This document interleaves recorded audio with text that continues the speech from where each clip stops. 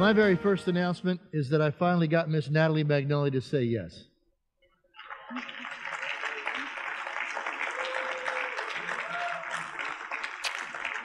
Thank you. Sit down. You can sit down there. She has some other work to do in the back, but I didn't want to forget that announcement. Good evening. A case against case law, or more properly, the case against the case law method, is what I want to talk to you about tonight. See, most Americans assume that rulings and decisions that are handed down in cases that come before American courts are based on and consistent with what we've come to call the rule of law. But it's not so. It's just not so.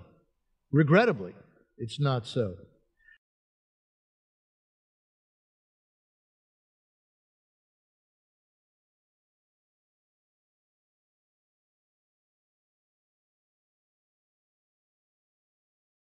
I'm Scott Whiteman. I had the honor of working for Michael Peruka as his campaign manager when he ran for president in 2004. And then I worked for Michael for about 6 years through Peruka and Peruka, the law firm, and I served as an attorney in the law firm. Before you can serve as an attorney in a law firm, you tend to have to go to law school, which I did. And in law school, I was taught in the method of case law. Case law method is the study of cases, judicial opinions, to discover what the law actually is. I know that Michael will be getting into the history and the dangers of case law tonight, but I thought it was appropriate to share with you what I think is one important thing that is easily overlooked concerning case law, which is it is one of the tools of the tyrant. A careful study of world history will demonstrate that tyrants carry within their pockets a certain and limited set of tools, such as state-controlled education, weapons control, or in the modern history, gun control, total war and total welfare, overly burdened workforce. I mean, I want you to think about that one for a moment. Are you too busy for freedom? Are you too worked that at the end of the day you've got no energy left?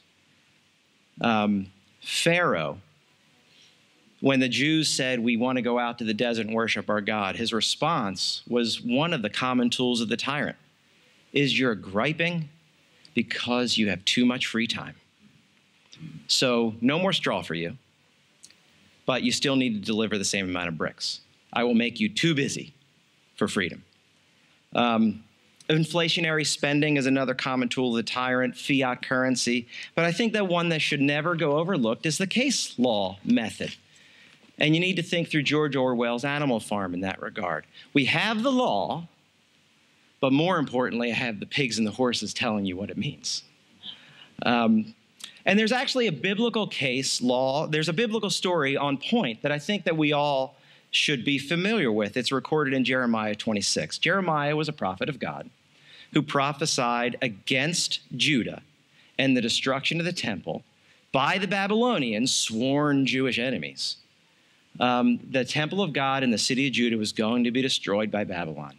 And the priests, who were the lawyers, and many of the prophets came against Jeremiah and declared that he was guilty of breaking a law that was worthy of death. And if you think through it, it actually makes some sense. Judah is the city of God. It's a special city, a city on a hill. God loves his city. To smack God is a death penalty offense, one would think. So to smack his children or his city would be a death penalty offense. And therefore to also say that someone is going to come and smack the city of God, Nebuchadnezzar, it's certainly reasonable to say this is an inherently capital offense. So the priests, the lawyers, came against Jeremiah. The good news is there was a king in Judah at the time who was actually familiar with the law of God.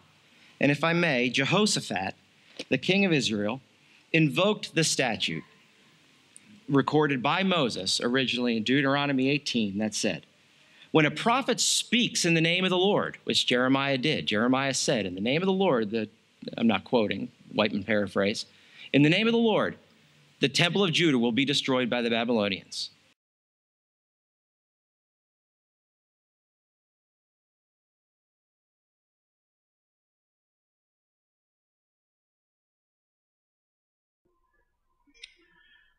From the time of the First War for American Independence to the time of what I call the Second War for American Independence, what Pastor Whitney has sometimes called the War to Prevent Southern Independence, but during that whole time, the primary law book in America had been William Blackstone's Commentaries on the Law of England.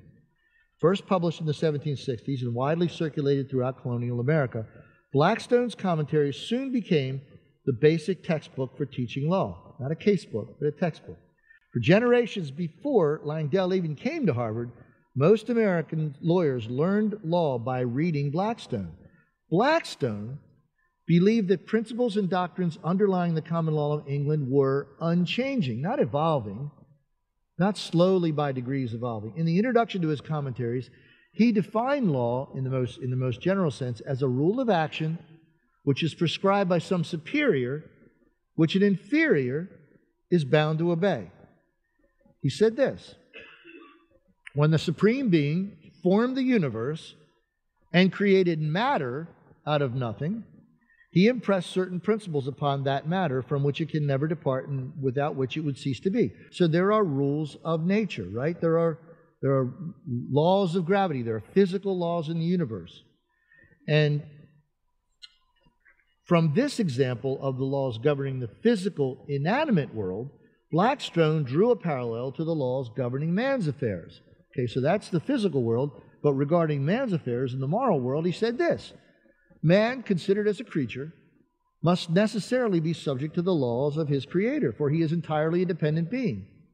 As man depends absolutely upon his Maker for everything, it is necessary that he should, in all points, conform to his Maker's will.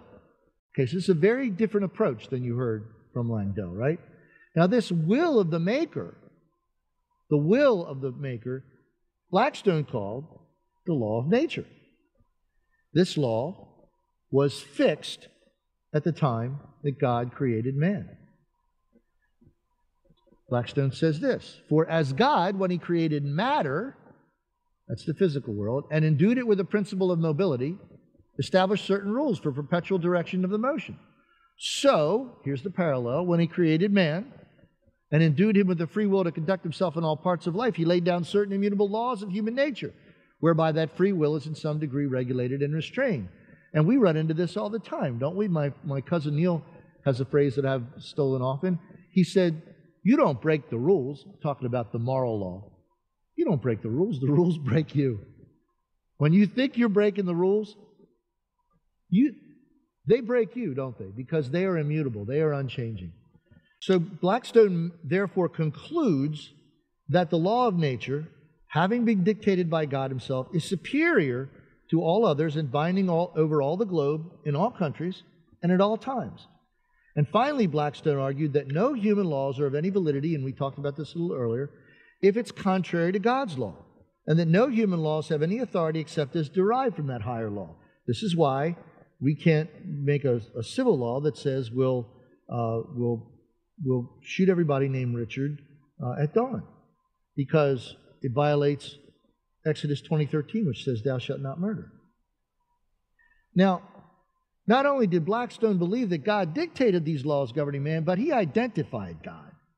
This is not the God in the wind, the God in the tree, the God in the telephone pole, right? He identified God as the God of the Holy Bible, and God's law is that which is contained in the Bible. Right? So this is the philosophy of American law that the Declaration and all our laws are based on. All true law is based on. Now, could man have discovered those things by studying legal cases and by reasoning? Well, Blackstone didn't think so. God, after man's fall, in compassion to the frailty and the imperfection and the blindness of human reason, was pleased to enable man to discover and enforce his laws by an immediate and direct revelation, and the doctrines thus delivered, this is Blackstone, we call the revealed or divine law, and they are to be found only in the Holy Scriptures.